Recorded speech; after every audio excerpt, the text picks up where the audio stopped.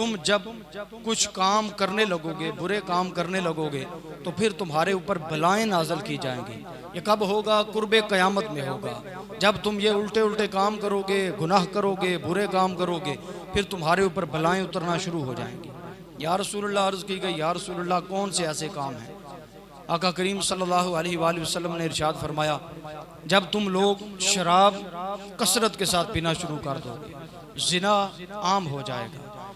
जब शोहर अपनी बीवी का फर्मा बरदार बनेगा, माँ का नाफरमान बन जाएगा। जब एक आदमी, एक शख्स, एक बेटा अपने बाप के साथ नाफरमानी करेगा, नाफरमानी वाला सलूक करेगा, बेअदबी करेगा और यारों के साथ हुस्न सलूक किया करेगा, उस वक़्त क्या होगा? तुम्हारे करीब बलाएं आएंगी। इसी तरह तुम दुनियादार बन जाओगे, दीन को छोड़ दोगे, जहल आम होगा, इल्म ख़त्म हो जाएगा, कुरान के ऊपर अमल करने वाले कम हो जाएंगे। इसी तरह और हदीस के अंदर बहुत से इस तरह की निशानियां लिखी हैं कि जिनको हम करना शुरू करेंगे तो हमारे ऊपर बलाएं नाज़िल होंगी। आगे आका करीम सल्लल्लाहु अलैहि वसल्लम ने इरशाद फरमाया कि वो कैसी बलाएं होंगी। आका करीम ने फरमाया, जब ये तुम काम करोगे फिर तुम्हारे ऊपर सुर्ख आंधियां भेजी जाएंगी। सुर्ख आंधी आएगी, सख्त आंधी को कहते हैं सुर्ख आंधी। उसके बाद फिर तुम्हारे चेहरे मसख कर दिए जाएंगे, तुम्हारे चेहरे बिगाड़ दिए जाएंगे, फिर तुम्हें ज़मीन के अंदर धंसा दिया जाएगा। तो ये कब होगा? ये कुर्बे क़यामत में होगा। ये उस वक़्त होगा कि जब क़यामत करीब आ जाएगी, बंदे गुनाह पर गुनाह, गुनाह पर गुनाह करते चले जाएंगे।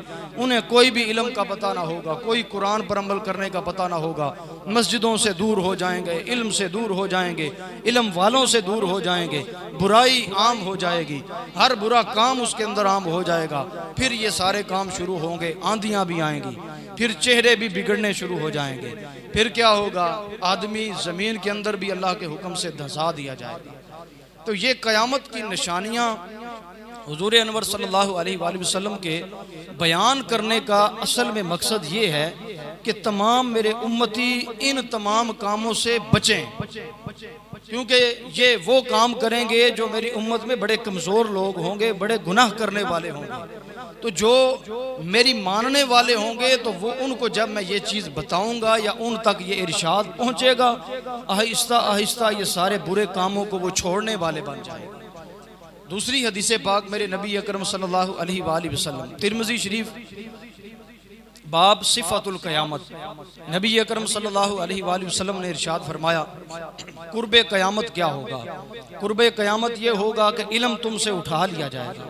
इल्म उठाने से मुराद ये नहीं कि ये जो किताबों के अंदर इल्म है ये उठा लिया जाएगा, बल्कि इल्म उठाने से मुराद ये है कि उलमा को उठा लिया जाएगा, उलमा दुनिया से चले जाएंगे।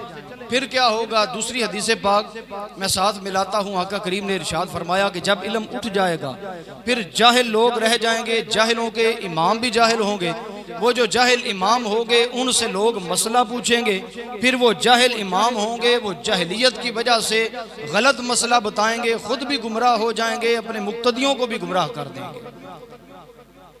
आका करीम अलैहिस्सलाम ने आगे इरशाद फरमाया, इल्म उठ जाएगा, जहालत आम हो जाएगी, उसके बाद जिना आम हो जाएगी, उसके बाद मर्द कम हो जाएंगे, औरतें ज्यादा हो जाएंगी। इससे मुराद कुछ लोग ये समझते हैं कि एक मर्द 50-50 औरतों के साथ निकाह करेगा, ये मतलब गलत लेते हैं।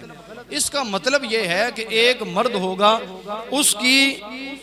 उसके नीचे यानी उसके पालने के अंदर वो उन सब का वारिस कैसे होगा? वो उनका वारिस होगा 50 औरतों का, यानी उसकी एक तो बीवी है, उसकी बीवियां होंगी, उसकी बच्चियां होंगी, उसकी नवासियां होंगी, उसकी पोतियां होंगी, उसकी बहनें, उनकी बच्चियां, यानी कि तमाम महरम औरतें रह जाएंगी।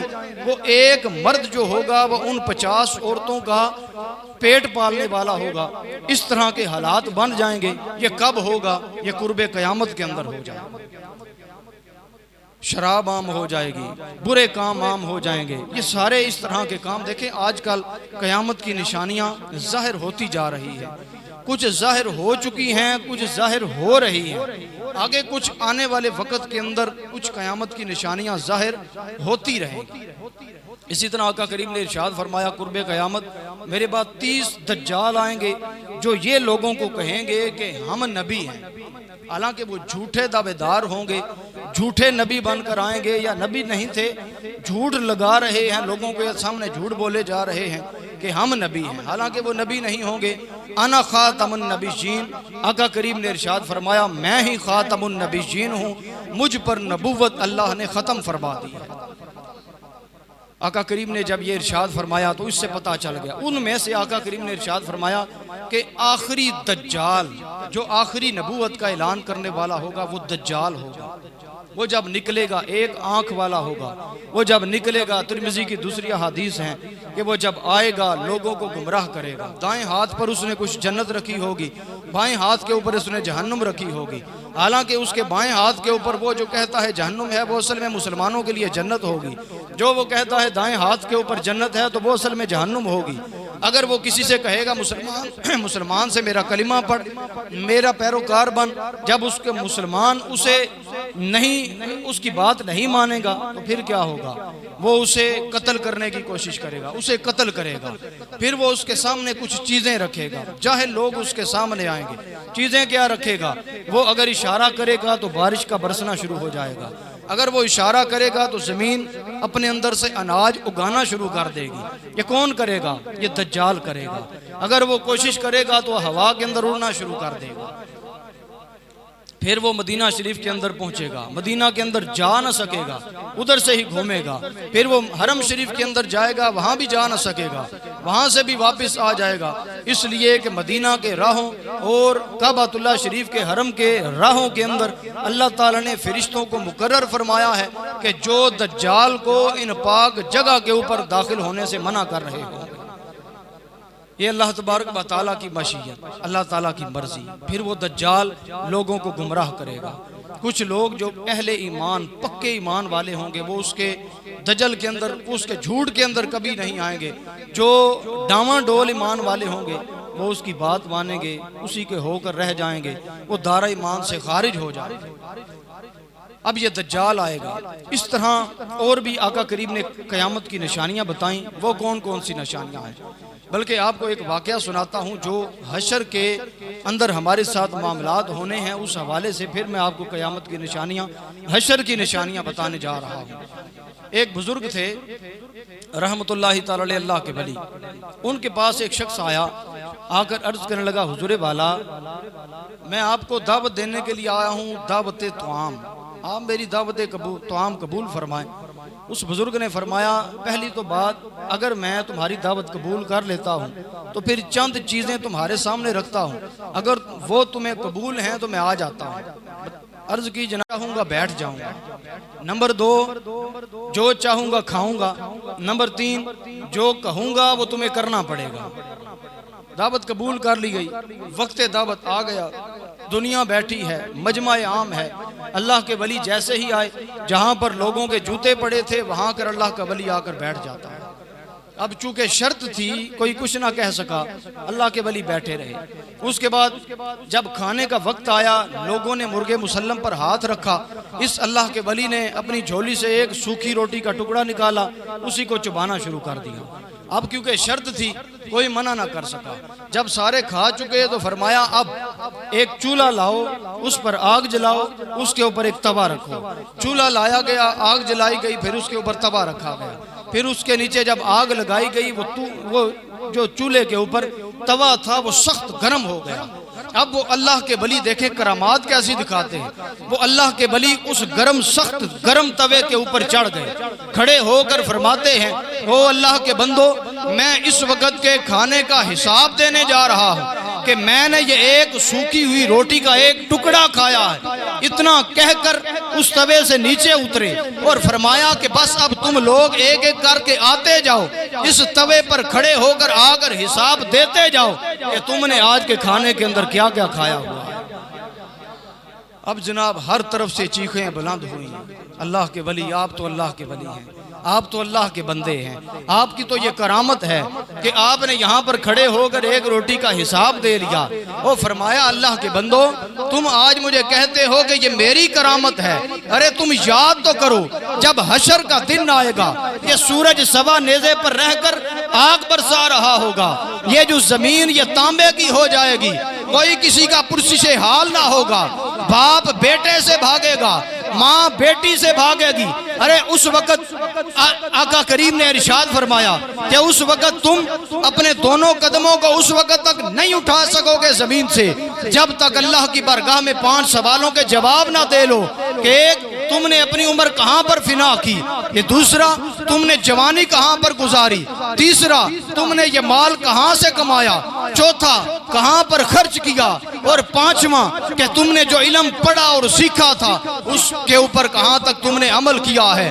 उस बुजुर्ग ने फरमाया, बताओ उस वक्त तक तुम दोनों कदम उस तांबे की जमीन से उठा नहीं सकोगे जब तक तुम अल्लाह की बारगाह में इन सवालों के जवाब ना दे लो। वो बताओ तो सही यारो, अगर एक वक्त के खाने का हिसाब देना तुम पर दुश्वार है तो सारी जिंदगी के हिसाब तुम कैसे दे सकते हो।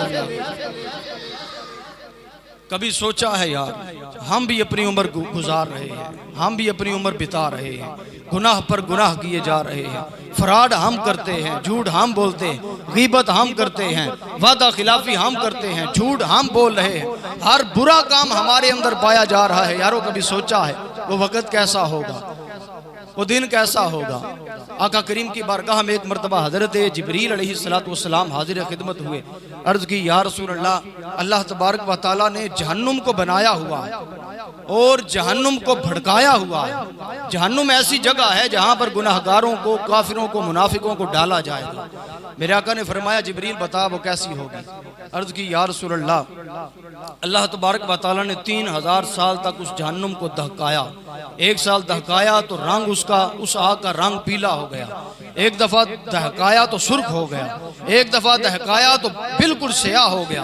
अब इस कदर स्याह हो चुका है कि कोई अपने हाथ को भी उस जहन्नुम के अंदर जाकर नहीं दे सकता है। या रसूलल्लाह, जहन्नुमी में से सबसे जो छोटा अजाब है वो ये अजाब दिया जाएगा छोटे गुनाहगार को, छोटे जहन्नुमी को, कि वो अपने कदम के अंदर, उसके कदम के अंदर अल्लाह ताला आग की जूती पहना देगा। या रसूलल्लाह, इससे बड़े बड़े अजाब हैं। किसी के ऊपर अजाब ऐसा मुसल्लत होगा कि कई संदूकों के अंदर डालकर उसे आग के अंदर जलाया जाएगा। या रसूलल्लाह, किसी के ऊपर सांप मुसल्लत किए जाएंगे, वो उसे डंग मारते रहेंगे, उसका कला कमा करके रख देंगे। या रसूलल्लाह, वो पूरी जिंदगी इसी हालत के अंदर रहेगा, तड़पता रहेगा, बिलकता रहेगा, लेकिन उससे कोई पूछने वाला ना होगा। अब मेरे मुस्तफ़ा करीम ने जब ये बात सुनी तो अब टप टप आंसू बहना शुरू हो जाते हैं। इधर जिब्रील भी रो रहे हैं, इधर जिब्रील के आका भी रोए जा रहे हैं। रोते रोते हिचकियां बंद गईं। इधर हातिफे गैब से आवाज आती है, ओ मोहम्मद, ओ जिब्रील, ओ तुम क्यों रोते हो?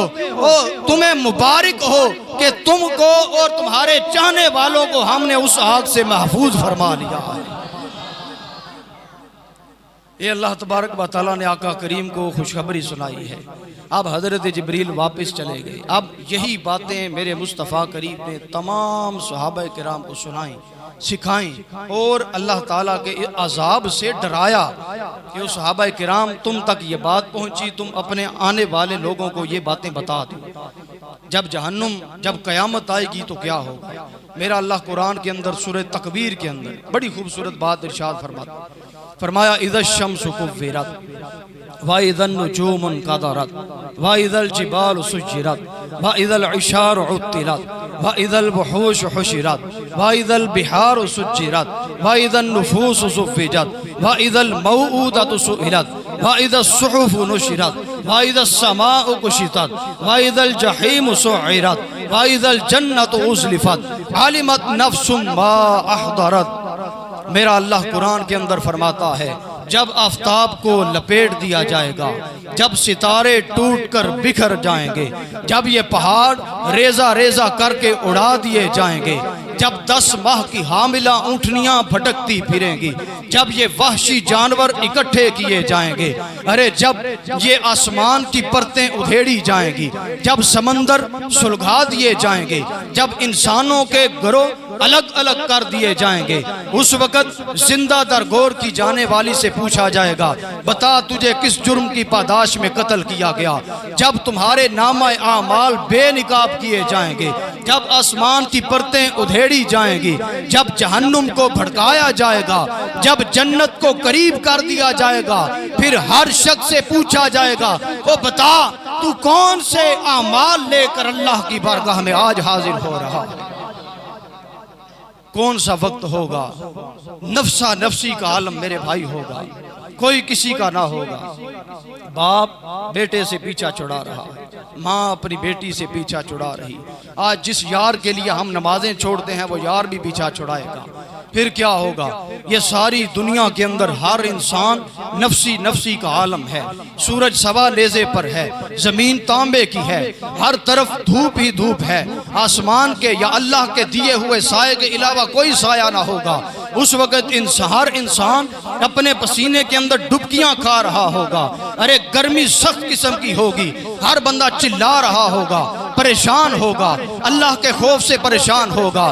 फिर हर बंदा कहेगा यारो कोई ऐसा बंदा ढूंढो जो हमारी मदद करे। फिर ये सारे के सारे मशवरा करके हजरत आदम के पास पहुंचेंगे, या सफ़ीजुल्लाह आप करम फरमाइए, अल्लाह ने बड़ा अजाब नाजिल किया है। हजरत आदम अलैहिस्सलाम भी फरमाएंगे आज के दिन मैं तुम्हारी कोई मदद नहीं कर सकता, जाओ किसी और के पास। जिस तरह का अल्लाह ने आज अजाब नाजिल किया, आज से पहले कभी ना किया, आज के बाद भी कभी ना करेगा। अब हजरत आदम से पूछा जाएगा या सफ़ीजुल्लाह कहाँ जाए। हजरत आदम फरमाएंगे जाओ हजरत नूह के पास।